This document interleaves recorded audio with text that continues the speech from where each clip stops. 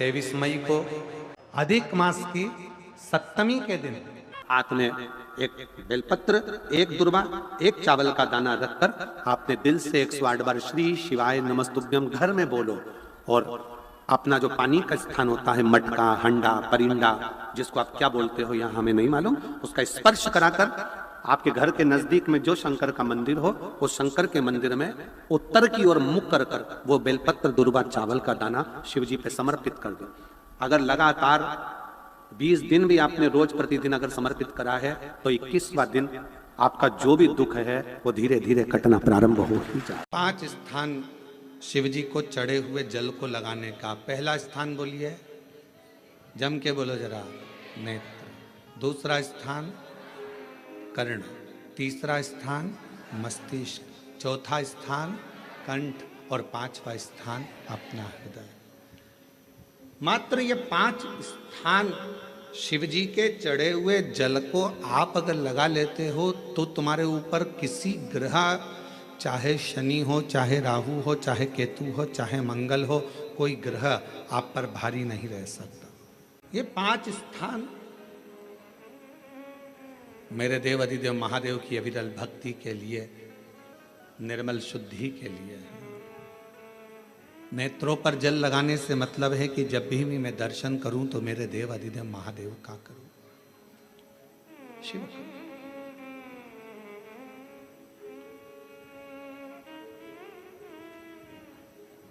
कंठ पर जल लगाने से मतलब है कि मेरे मुख से जो वाणी निकले, और मान लो मेरे मुख से कोई अपशब्द निकल गया तो किसी का बुरा ना हो जाए।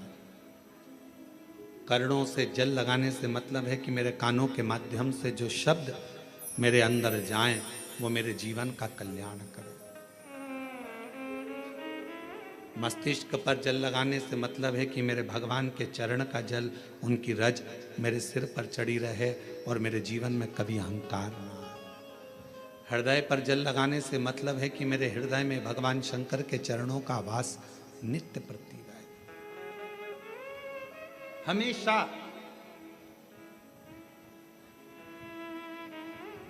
यदि घर के बच्चे ज्यादा बीमार रह रहे हैं, उनको सांस की प्रॉब्लम हो रही है, सर्दी खत्म नहीं हो रही, निमोनिया हो रहा है, बार बार उनको कफ जम रहा है, तकलीफ हो रही है, तो पीपल का छोटे से छोटा पत्ता लीजिए और एक बेलपत्री का पत्ता लेकर दोनों पत्र को अधिक मास की सप्तमी के दिन शिव जी को समर्पित कर दीजिए।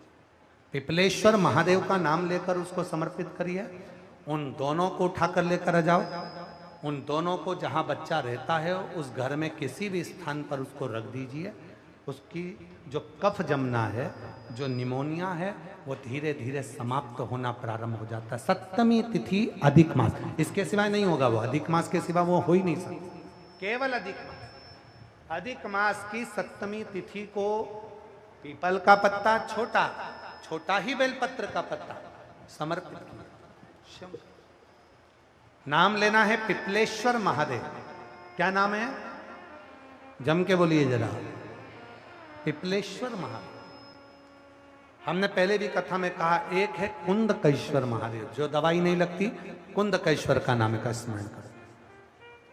कफ शरीर में, निमोनिया, सर्दी, इसको समाप्त करने के लिए पिपलेश्वर महादेव। पीपल के पेड़ के नीचे हम लक्ष्मी जी के साथ शनिवार के दिन आपसे मिलने के लिए आए हैं। शनिवार के दिन जो पीपल के वृक्ष के नीचे दिया लगाएगा, उसके घर में कभी संपदा की कमी नहीं होगी। सारे दिन पीपल के वृक्ष के नीचे हमारा निवास होगा। आज भी नियम है, जिसको शनि लग जाता है, एक काजल की डिब्बी ले लो और काजल की डिब्बी को 21 बार उतार कर उसको एकांत में जाकर, जंगल आदि में एकांत में किसी पेड़ के नीचे इतना सा खड्डा खोद कर उसमें काजल की डिब्बी को डाल दो और मिट्टी से पूर दो। उस व्यक्ति का शनि समाप्त हो जाता है। काशी विश्वनाथ का नाम लेकर काजल की डिब्बी को 21 बार उतार कर अगर काशी विश्वनाथ का नाम लेकर शनि वाले व्यक्ति को अगर पेड़ के नीचे दबा दे, शनि समाप्त। शनि उसको शनिवार के दिन जो पीपल के वृक्ष में सरसों के तेल का दीप लगाता है उसको शनि कभी परेशान नहीं करता। एक बात हमेशा ध्यान रखिएगा, मान लो अगर कोई भारी रोग ऐसा शनि महाराज के कारण हो गया हो, अच्छे काम करते करते उल्टे हो रहे हैं, होते हैं किसी किसी के साथ में, विपरीत परिस्थितियां आ जाती है, अच्छा करने जाओ बुरा हो जाता है, अच्छा कर्म करने जाओ बुरा हो जाता है। तो पीपल के वृक्ष की जो छाल होती है, छाल देखिए, पीपल के वृक्ष में जो छाल लगी होती है, उस छाल को घिसकर चंदन बनाकर भगवान शंकर का स्नान कराकर, अभिषेक कराकर, पूजन कराकर, पूजन कराने के बाद हमें पिपलेश्वर महादेव का नाम लेकर, कौन से महादेव? पिपलेश्वर महादेव का नाम लेकर वो जो घिसी हुई छाल होती है, उस छाल का तिलक भगवान शंकर को लगा लो और उसी का थोड़ा सा भाग अपने कंठ पर, मस्तक पर लगाना प्रारंभ कर दो। धीरे धीरे जो विपरीत दशा है वो सुधरना प्रारंभ हो जाती है। पर नाम याद रखना, पिपलेश्वर, जम के बोलिए, पिपलेश्वर महादेव। एक देवता ऐसे हैं जिन्होंने दूसरे का हिस्सा खाने का प्रयास करा था और आज भी उस देवता से दुनिया डरती है। और उन्होंने दूसरे का हिस्सा खाने का प्रयास करा था तो शंकर भगवान ने उसको भी नहीं छोड़ा। कौन से देवता? वो बाल्टी में हर शनिवार को आते हैं आपके यहाँ। कौन से? शनि देव। उनने क्या करा था?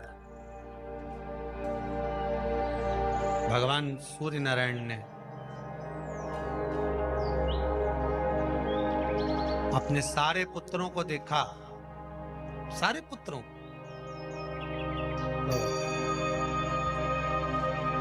सारे पुत्रों को देखकर आज मेरे सूर्य नारायण भगवान बड़े सुखी, बड़े प्रसन्न। मेरा पुत्र शनि भी श्रेष्ठ है, मेरा पुत्र यम भी श्रेष्ठ है, सब ठीक है। आज भगवान सूर्य देवता ने अपने पुत्रों को बुलाकर कहा, आज मेरा मन कर रहा है कि मैं सारे लोगों का राज्य अपने पुत्रों को बांट दूं, सबको अपना अपना हिस्सा दे दूं। शनि महाराज जी को भी हिस्सा दे दिया गया। अब जब शनि महाराज जी को हिस्सा दे दिया तो शनि महाराज जी संतुष्ट नहीं हुए। दुनिया में ऐसे लोग बहुत सारे हैं जो संतुष्ट बहुत कम हो पाते हैं। शनि देव के मन में संतुष्टि नहीं हुई। जब शनि देव के मन में संतुष्टि नहीं हुई तो शनि महाराज उसी समय पर अपने सारे भाइयों का हिस्सा बटोरने लगे, उस पर कब्जा करने लगे। कब्जा करने लगे तो सूर्य देवता की आंख में जल भर गया। कितना तेजवान सूर्य नारायण, कितने तेजवान, कितना तेज भगवान सूर्य के पास में था। पर शनि महाराज को देखकर आज रो रहे हैं। शनि महाराज को, शनि महाराज ने अपने भाइयों के इस हिस्से पर क्या कर लिया। सूर्य नारायण भगवान की आंखों में जल भर गया कि मेरा पुत्र ऐसा कर रहा है। शनि को बुलाया सूर्य नारायण भगवान ने, समझाया और नहीं माना। किसी किसी की नियत होती है कि इसको इतना कैसे दे दिया, अम्मा ने इसको इतना कैसे दे दिया, पिताजी ने इसको इतना कैसे दे दिया, मैं तो कब्जा करूंगा, दुकान नहीं छोड़ूं, घर नहीं छोड़ूं, ये नहीं छोड़ूं, वो नहीं छोड़ूं। मत छोड़, एक दिन संसार छोड़कर जाना पड़ेगा। तब कहीं जमीन जायदाद छाती पे बांध के ले जाएगा। नहीं माने तो सूर्य देवता ने अपने गणों को भेज दिया, जाओ जरा शनि महाराज को जरा हटाओ वहां से। शनि महाराज को गुस्सा आया और शनि महाराज ने उन सारे गणों को नष्ट कर दिया। सूर्य नारायण रो रहे हैं। भगवान शंकर की पंचायत में सूर्य देव भी हैं, मतलब शंकर भगवान के मित्रों की गणना में सूर्य आते हैं। भगवान विष्णु, सूर्य नारायण, शंकर भगवान, माँ दुर्गा, गणेश जी, ये पंचायत है ना शंकर की, शिव पंचायत। शिव परिवार में कार्तिकेय, गणेश जी, पार्वती जी, शंकर जी, नंदी, ये शिव परिवार। पंचायत में सूर्य देवता। सूर्य नारायण को रोता हुआ देखकर भगवान शंकर को बड़ा दुख हुआ। शिव जी ने पूछ लिया, क्या बात है, आप रो रहे हो? नारायण क्या हो गया? मेरा बेटा मानने को तैयार नहीं है। आप चिंता मत करो, अभी देखता हूं मैं जाकर। और भगवान शंकर ने जाकर तुरंत सूर्य नारायण भगवान के कहने पर शनि देव को जाकर समझाया। इतने में तो शनि देव आग बबूला हो गए। आग बबूला होकर शनि देव ने कहा, ए शिव, आप मुझे जानते नहीं हो? शंकर भगवान ने कहा, क्या जानना है ये बताओ, क्या जानना है ये बताओ। शनिदेव कहते हैं, आप मेरी दृष्टि को नहीं जानते। शंकर भगवान ने कहा, तू भी नहीं जानता कि तेरी दृष्टि खराब कैसे हुई? तेरी दृष्टि को श्राप किसका लगा है तुझे नहीं मालूम क्या? शंकर भगवान ने जब समझाना चालू करा कि देख शनिदेव, तुम तो कह रहे हो, तुम तो बोल रहे हो कि मेरी दृष्टि नहीं जानते। हम जानते हैं आपकी दृष्टि, मना नहीं है, जाना,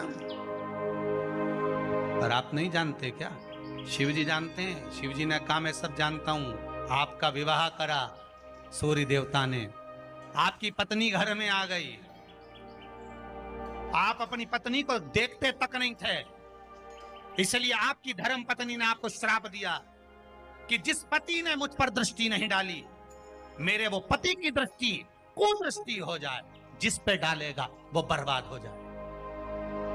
शनि महाराज ने कहा, आप मेरी पत्नी की याद मत दिलाओ। शंकर भगवान बोले, ए शनि, फिर समझा रहा हूं, हिस्सा छोड़ेगा कि नहीं छोड़ेगा? शनि बोले, नहीं छोड़ूंगा। शंकर भगवान ने उठाया, पीपल के पेड़ के नीचे ले गए और पीपल के पेड़ के नीचे शनि महाराज को उल्टा लटका दिया। 19 साल तक शनि महाराज को पीपल के पेड़ के नीचे शंकर जी ने लटका के रखा। अब बोल, 19 वर्ष तक शनि महाराज पीपल के वृक्ष में, पीपल की जड़ पर बंधे रहे, बोले ही नहीं, सीधे टंगे रहे।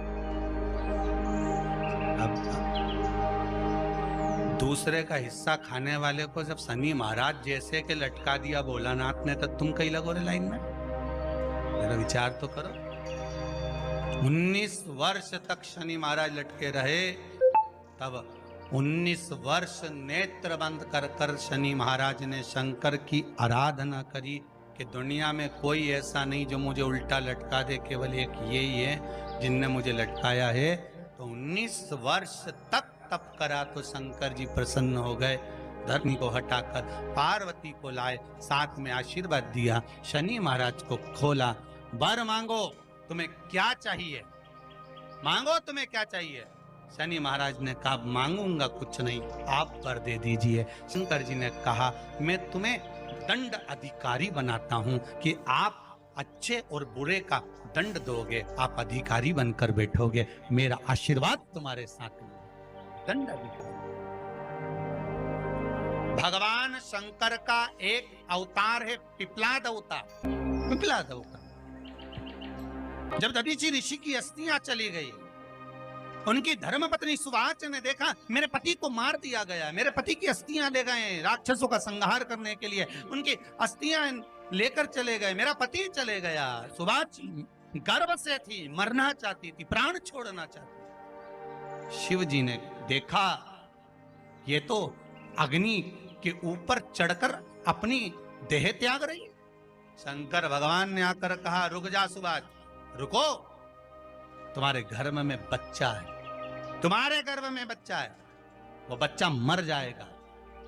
अब इस बच्चे को जन्म देकर भी क्या करूं? नहीं पिता, तुम्हारे गर्भ में जो बच्चा है वो महाज्ञानी है, तुमने मुझसे प्रसाद के रूप में मांगा था, कहा था शिव जैसा पुत्र होना चाहिए, तो क्या तुम शंकर को नष्ट कर दोगे? मैं शंकर को जन्म दूंगी। सुवाच ने 2 पत्थर उठाए, अपने गर्भ पर मारना प्रारंभ करा, गर्भ पर मारा, बच्चे ने जन्म लिया। बच्चा 7 महीने का था। उस बच्चे को उठाकर पीपल के कोटर में रख दिया। पीपल की कोटर, एक गिलहरी पीपल के फल को लेकर आती थी, पिपलाद के मुंह में देती थी। शिव का है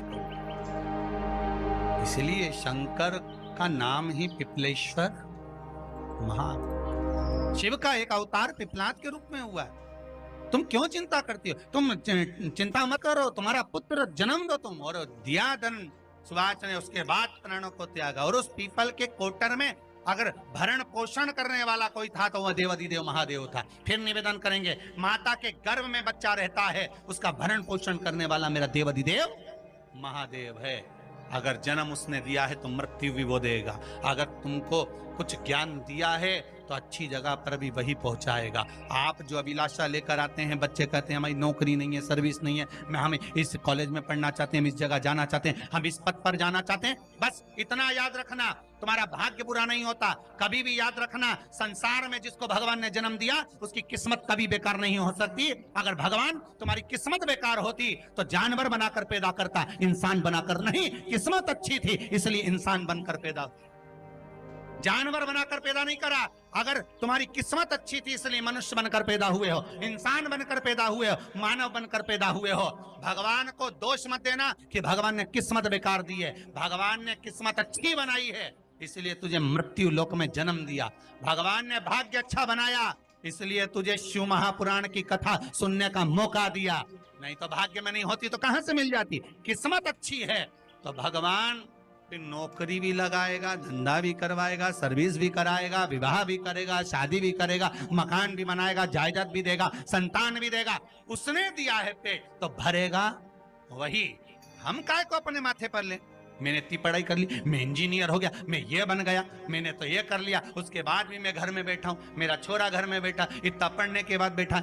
जन्म उसने दिया है, भाग्य उसका है, किस्मत उसकी है, तो कहो उसको कि शंकर का भजन कर, मंथन करे, मक्खन निकलेगा और घी भी जरूर बनेगा। हारना मती, जब तेरे 3.5 करोड़ बार गिनती मत करना, गिनती वो करेगा। तू तो भज, तू कुबेरेश्वर का स्मरण कर, तू महाकाल का स्मरण कर, तू काशी विश्वनाथ का स्मरण कर, तू महाकाल राजा का स्मरण करके तो देख। शिव का भजन कर, 1 लोटा पानी ले जाकर रोज चढ़ा शंकर जी के मंदिर में जा। शिव से भजन करने में क्या देरी, नहीं जा सकता शिव मंदिर में जाने में। बच्चों को अगर शर्म आती हो तो बेलपत्री के पेड़ के नीचे पानी चढ़ाया, वो भी नहीं कर सकता तो पीपल के पेड़ के नीचे चढ़ाया, वो भी नहीं कर सकता तो आंवले के पेड़ के नीचे चढ़ाया। पर कहीं जुड़ तो सरी, एक बार साध तो सरी, पकड़ने का प्रयास तो करो परमात्मा। शनिवार का दिन है जिस दिन अपन इस दरिद्रता से मिलने के लिए पीपल के पेड़ के नीचे आए हैं। हिंदू धर्म में ये दिन पीपल के वृक्ष के लिए पूजनीय होगा। जो भी शनिवार के दिन पीपल के वृक्ष की पूजन करेगा, दूध चढ़ाएगा या मिष्ठान का भोग लगाएगा, लक्ष्मी और नारायण उसके घर में प्रवेश कर जाएगा।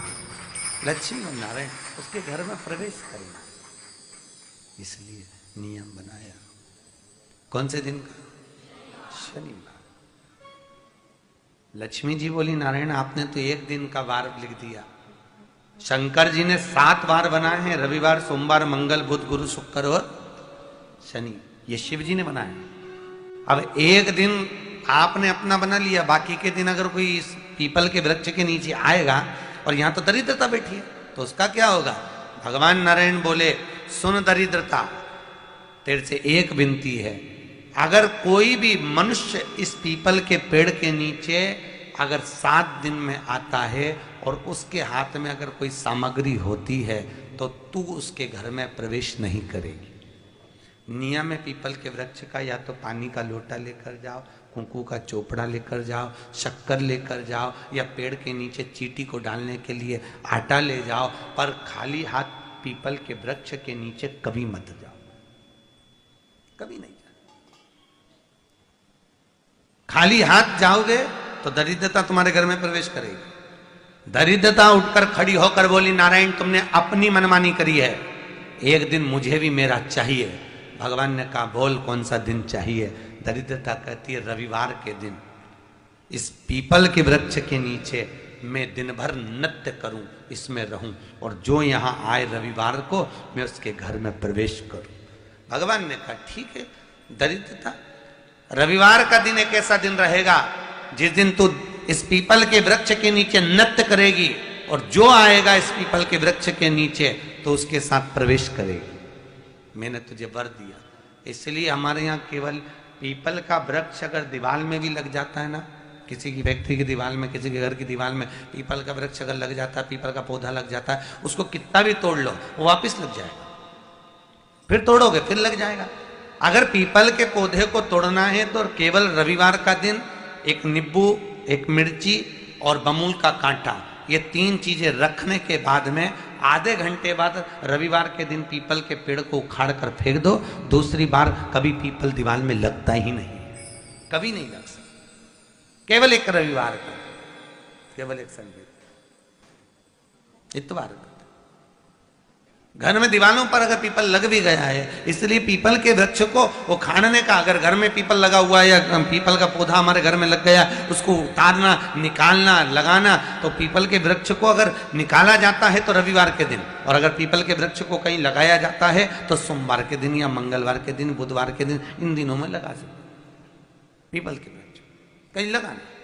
शनिवार का दिन एक ऐसा दिन होता है जिस दिन पीपल के वृक्ष को कहीं जाकर लगाया नहीं जाता, क्योंकि शनिवार के दिन पीपल के वृक्ष के नीचे लक्ष्मी रहती है। हम अपने हाथों से अगर पीपल का वृक्ष किसी दूसरी जगह पर शनिवार को रोपित करते हैं तो हमारे घर की लक्ष्मी अपने घर से छिन्न होकर चली जाती है। इसलिए शनिवार के दिन पीपल लगाया नहीं जाता, किसी के घर जाकर उसको वापस पलटा नहीं जाता। लग गया उसको डाल। प्रभु मेरी धर्म पत्नी को कहाँ रखूं आप बताओ? वो तो जहां यज्ञ होता है, अनुष्ठान होता है, दान होता है, पुण्य होता है, सत्कर्म होता है, वहां जाने को तैयार नहीं। अब करूं क्या? भगवान ने बोला एक काम करो। दुर्वासा जी बोले जिसके यहाँ रात्रि में बर्तन झूठे पड़े रहते हो उसके घर में इस दरिद्रता को लेकर तुम प्रवेश कर जाना। जिसके यहाँ रात्रि में बर्तन झूठे पड़े हो वहां लेकर प्रवेश कर जाओ। दूसरी जगह दुर्वासा जी बोले जो स्त्री घर में दोपहर के समय पर सो रही हो उसके घर में इसको लेकर प्रवेश कर जाइए। जो स्त्री दोपहर के समय में घर पर सो रही हो इस दरिद्रता को लेकर प्रवेश कर जाइए। तीसरा, जिसके यहां पर दरवाजे पर कांटे वाले पौधे लगे हों उस घर में इस दरिद्रता को लेकर प्रवेश कर जाइए। दरिद्रता, कितनी सुंदर बात कही है। दाता और विधाता कौन कौन? दाता और विधाता। लक्ष्मी और दरिद्रता के सगे भाई हैं। कौन कौन? दाता और विधाता। दाता को फिटकरी प्रिय है, विधाता को नमक प्रिय है। ये दोनों हमेशा लक्ष्मी को और दरिद्रता को दोनों को समझाते थे, दोनों में प्रेम बढ़ाते थे। आज भी हिंदू धर्म की रीति है।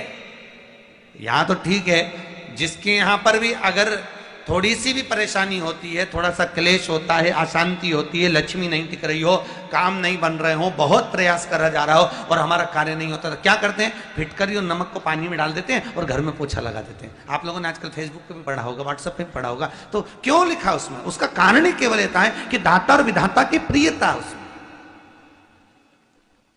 माता ख्याति के जो 4 बच्चे हुए इसमें जो 2 लड़के हैं, दाता और विधाता, उसकी प्रियता उसकी पूर्णता उस। अब दुर्वासा जी बोले अपनी धर्म पत्नी को वहां लेकर, जहां कांटेदार पौधे लगे हों वहां पर लेकर प्रवेश कर जाइए। कांटेदार पौधों में उस दरिद्रता का निवास हो गया। आए जब कष्ट, बहुत कष्ट का जीवन चल रहा हो, बहुत कष्ट की जिंदगी चल रही हो, ध्यान लगाना, अगर कष्ट का जीवन चल रहा हो, तकलीफ की जिंदगी चल रही हो, 5-7 सोमवार, या तो 5 सोमवार या 7 सोमवार हाथ में दुर्वा, मान लो ये तुमने दुर्वा ले ली, हाथ में दुर्वा, एक बेलपत्र, और उसी हाथ में अपने घर का भरा हुआ 1 लोटा जल। पहले रखना है दुर्वा, फिर रखना है बेलपत्र, उसके बाद में हाथ में 1 लोटा जल, और दोनों हाथों का स्पर्श करते हुए जो अपना पूजन का कक्ष होता है घर के अंदर का, उस पूजन कक्ष की साक्षी में खड़े होकर अपने कुल देवता, पितृ देवता और अन्य देवताओं का स्मरण करते हुए, बाबा बहुत दुखी हूँ, बहुत तकलीफ में हूँ, बहुत कष्ट में हूँ, मेरा परिवार आज दुख तकलीफ में है, मेरा परिवार आज कष्ट में है, दुख में है, कष्ट में है। बाबा को अपने मन का भाव कहते हुए, हृदय से प्रार्थना करते हुए अपने घर के मंदिर से निकलकर फिर उस जल को लेकर शिवालय तक जाओ और दक्षिण की ओर खड़े होकर उत्तर की ओर मुख कर कर जल समर्पित करो। बेलपत्र और दुर्वा दोनों को अशोक सुंदरी वाली जगह पर चढ़ा दीजिए। अशोक सुंदरी की जगह तो सबको मालूम है ना। अशोक सुंदरी वाली जगह पर उस बेलपत्र और दुर्वा को समर्पित कर दो। चढ़ा हुआ थोड़ा सा जल लेकर आओ, घर के दरवाजे पर उसका छींटा दे दो, लेपन कर दो और बाबा से 5 सोमवार नियम से आप दुर्वा, बेलपत्र और जल का प्रयोग अगर करोगे, 5 सोमवार पूर्ण होंगे। जो तुम्हारा दुख है वो समाप्त जरूर होगा। शिव करुणा जरूर, शिव कृपा जरूर। बस इसमें 3 चीजों का स्मरण रखिएगा। 3 चीजों शिव पुराण कर रही है, इसमें 3 चीजों का स्मरण करिए।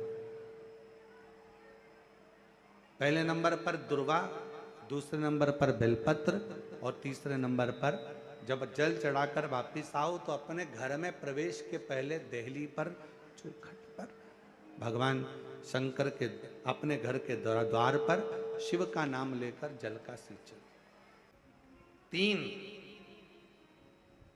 शिव जी की करुणा का गुणगान करने के लिए 3, जब आप तकलीफ में होते हो तो 3, शंकर को जल चढ़ाने वाला, 1 लोटा जल चढ़ाने वाले के पास 3 को भगवान शिव अवश्य भेजते हैं। दुख को समाप्त करने से पहले 3 को मेरा शंकर आपके दरवाजे पर जरूर भेजता है। पहले नंबर पर मां आद्य शक्ति दुर्गा को आपकी पड़ोसन के रूप में, आपके रिश्तेदार के रूप में, आपके कुटुंबी के रूप में, आपके संबंधियों के रूप में, किसी ना किसी के रूप में आपके पास भेजकर बोलेंगे, क्यों घबराती हो, क्यों चिंता करती हो, क्यों टेंशन लेती हो। मैंने सुना है कथा में बाबा ने ये बताया था, एक काम कर, 1 बेलपत्र, 1 दुर्वा लेकर जा, बताएगी, आएगी, बैठेगी, सुंदर, उस दिन उसका चेहरा देखोगे आप तो आपको लगेगा ये मेरी पड़ोसन नहीं हो सकती। उसका चेहरा देखोगे तो आपको लगेगा ये मेरी देवरानी नहीं, ये मेरी जेठानी नहीं, ये मेरी ननंद नहीं, ये मेरा रिश्तेदार नहीं। आज इसका चेहरा कुछ और बोल रहा होगा। जब होगी तब कोई तुम्हारे कहेगा, धीरे से, सामने नहीं आएगा तो सुंदर स्वरूप धारण कर कर स्वप्न में आकर कहेगा। ऐसा लगेगा कोई तुम्हें जगा कर कह रहा है कि तू घबराना मती, तू ये कर लेना, समझ। धीरे से, सामने नहीं आएगा तो सुंदर स्वरूप धारण कर कर स्वप्न में आकर कहेगा। ऐसा लगेगा कोई तुम्हें जगा कर कह रहा है कि तू घबराना मती, तू ये कर लेना, समझ लेना मेरे बाबा ने अपनी अर्धांगिनी पार्वती को तुम्हारे पास भेज दिया। मेरे शिव ने अपनी पत्नी को तुम्हारे पास भेज दिया, अपनी अर्धांगिनी को भेज दिया। दूसरे नंबर पर मेरे भोले बाबा, मेरे शंकर, मेरे त्रिकालदर्शी, मेरे करुणा सागर, मेरे शंकर दूसरे नंबर पर अपने गण भृंगी को भेज देते। शिव जी के गण श्रृंगी और भृंगी का कर्म क्या? श्रृंगी शिव से दूर नहीं होता और भृंगी शिव जी की आज्ञा पाकर शंकर के भक्त के पास जाकर बैठता है। शिव जी अपने दूसरे पात्र को भेजते हैं भृंगी को। भृंगी दूसरे नंबर पर जाता है। उसका काम क्या है? भृंगी का कर्म क्या है? तो कहा भृंगी कभी भी सामने अपने प्रतिबिंब से नहीं आता, किसी का स्वरूप धर कर नहीं आता। भृंगी आपके हृदय में आकर भीतर से बोलने का प्रयास करता है। ये काम गलत हो रहा है, इसको रोक ले, तेरा मन से अंदर से बोलने का प्रयास करेगा, एक काम कर, तू वहां चले जा, ऐसा हो सकता है, तू ऐसा कर ले, तू वैसा कर ले, वो बताने का प्रयास करेगा, वो आपको ले जाने का प्रयास करेगा, उस तक ले जाने का प्रयास करेगा कि ये कर्म कर, ये कर्म कर।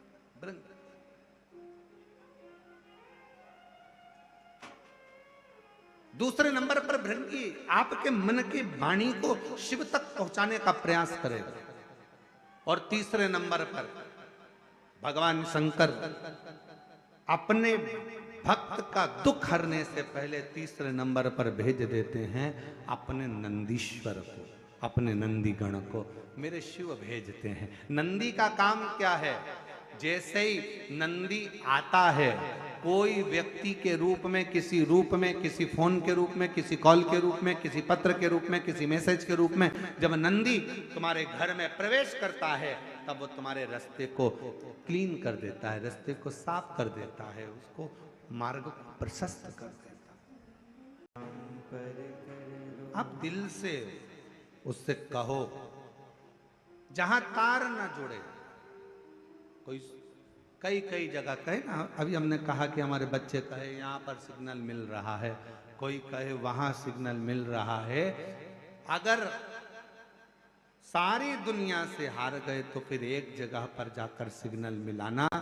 एक बार शिव महापुराण की कथा में पहुंचकर बाबा देवादिदेव महादेव से अपने मन की बात कहकर कभी योग बन जाए तो उस कथा में आसन बिछाकर जमीन पर अपना आसन डालकर ये नहीं सोचना कि मैं वीआईपी कितनी हूं, मुझे कहां बैठना चाहिए, कहां रहना चाहिए। एक बार उस पवित्र प्रांगण में जहां बाबा की कथा हो रही हो, जहां बाबा कुबेर भंडारी का आनंदमय कथा कर तत्व ग्रहण करने को मिल जाए, वहीं पर रात्रि विश्राम कर कर बाबा से अपने दिल की बात कहकर अपने मन की बात जरूर कहना। ये निश्चित है मेरे बाबा से तुम्हारा सिग्नल जरूर मिलेगा और शिव आपकी बात को स्वीकार जरूर, शिव सुनेगा। भगवान देवादिदेव महादेव को जल चढ़ाते हैं, उसके 5 अलग अलग तरीके हैं। बहुत सावधानी से सुनना कथा, आपकी और हमारी जिंदगी की सार्थकता को सिद्ध करने वाली कथा। आज पंजाब की इस पवित्र भूमि पर अगर यह प्रसंग निकला है तो इसको आप अगर सुनेंगे तो आपका जीवन सार्थक होगा। शिव जी को 5 तरह से जल चढ़ाने का तरीका है। जैसे पंचामृत होता है, दूध, दही, शहद, घी, शक्कर, ये सब पंचामृत के अंतर्गत आते हैं, उसी तरह शंकर जी को 5 तरह से जल चढ़ाने का क्रम वर्णित किया गया। अब उसको समझेंगे, बहुत सावधानी से समझिएगा। पहला, जल लेकर आए, सीधे डायरेक्ट शंकर भगवान के शिवलिंग पर चढ़ा दिया, ये प्रथम जल का चढ़ाने का तरीका। दूसरा, जहां से पानी बहकर जाता है, जहां से जल बहकर जा रहा है, उसके ठीक विपरीत जल उत्तर में जा रहा है, आप दक्षिण में खड़े होंगे और दक्षिण में खड़े होकर उत्तर की ओर मुख करेंगे और शिव जी को जल समर्पित करेंगे।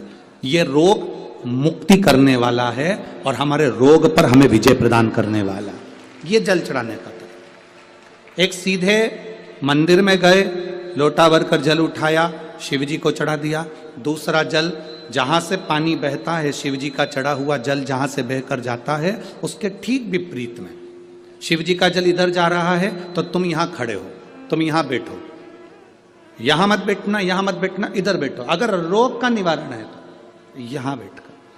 तीसरा, अशोक सुंदरी से जल चढ़ाते चढ़ाते शिवलिंग तक लेकर जाना और शंकर भगवान के शिवलिंग पर पूर्ण जल समर्पित करना, ये तीसरा तरीका। ये कार्य की सिद्धता के लिए हम जब किसी से आस न लगाकर परमात्मा से विनती करते हैं तो वो विनती करने का तरीका तीसरा। चौथा, शिव जी पे चढ़ा हुआ जल 5 जगह पर समर्पित करना, गणेश जी, कार्तिकेय, अशोक सुंदरी, शिवलिंग और जलाधारी, ये चौथा क्रम है। जब जिस नारी का, जैसे मेरा नाम मोनिका है, मेरे पति का नाम संजय सिंह है, मैं दिल्ली स्वरूप नगर की निवासी हूं, मेरा फोन नंबर ये है। कहीं बैठी हैं? मैं बाबू को लाए हैं क्या? नहीं लाए? ठीक है, मैं प्रणाम करने के लिए लाई हूं। गुरुदेव, बाबा बाबा है, बैठिए बहन। शिव तत्व है। एक जल चढ़ाने का तरीका, शिव जी को हम जो जल चढ़ाते हैं उसका एक तरीका भी हमारी जिंदगी में अगर हमने उसको स्मरण में रख लिया तो हमारी कार्य की सिद्धता को सिद्ध कर देता है, हमें सफलता की ओर लेकर चले जाता है। सीधे जल चढ़ाना, दक्षिण में बैठकर उत्तर की ओर मुख कर कर जल चढ़ाना, अशोक सुंदरी से लेकर शिवलिंग तक जल चढ़ाना, 5 स्थान पर गणेश, कार्तिकेय, अशोक सुंदरी, जलाधारी, शिवलिंग पर जल चढ़ाना 5 स्थान पर, ये चौथे नंबर का। और 5वां जल समर्पित करना,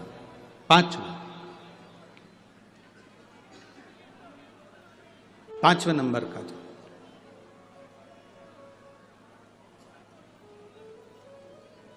शिव जी को 5म नंबर का जो जल आता है, जो जलाधारी है, ऊपर जिसमें पानी भरा रहता है और नीचे एक एक बूंद टपकता रहता है, जलाधारी में जल समर्पित कर कर उसी जल को बचाकर अशोक सुंदरी वाली जगह पर थोड़ा सा चढ़ाकर उसी में से जल शिवलिंग पर जब हम समर्पित करते हैं तो हम जिस कार्य के लिए जा रहे हैं वो कार्य सफल